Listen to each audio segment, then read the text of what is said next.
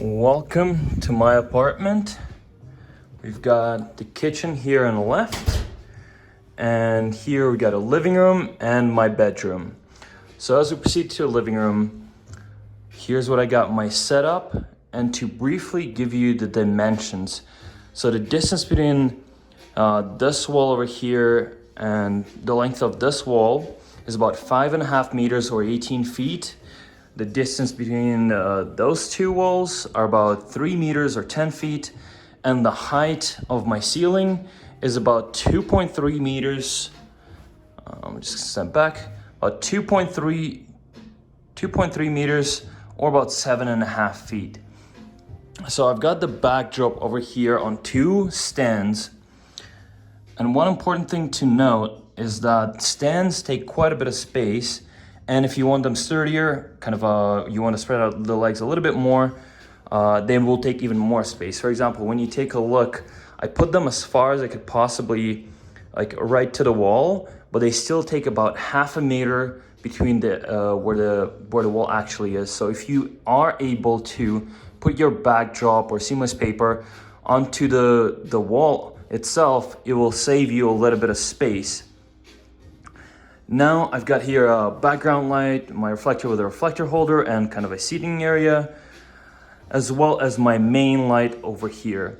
And what I did here, actually, I try to put all of my furniture as far as possible to the edge of the living room so I can have more space to move my key light depending on what kind of portraits I want to do. So I wanted to have some range of motion where I can put my key light and not be as restrained just because how small the living room is.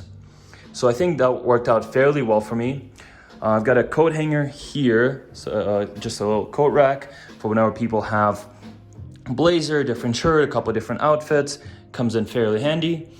And this is also where I edit the photos, and when I do my sessions, I connect my camera to the computer with the Tether Pro cable. This is about 5 meter cable that allows me to have the photos transferred to computer right away.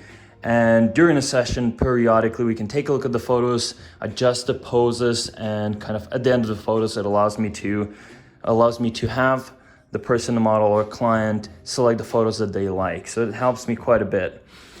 I also got here this mini ladder from IKEA. And this helps me quite a bit of just getting a little bit higher, getting slightly different angles, moving it here and there around my living room. So I do like that quite a bit. On a counter, I've got my camera gear. It's my 5D Mark IV with a 35mm Sigma, 50 and 85. All of them are Sigma's f1.4 lenses. They're great. I love them. And overall, here's how my setup looks from the edge of the wall. And I am very happy with it. There's just one limitation that I currently have is just the height of my key light. Because my light modifier is a 51-inch deep umbrella, it can only go so high. So if I'm doing standing shots and someone's fairly tall, it's a little bit of a problem. The light might be a little too low. It's not what I'm intending necessarily.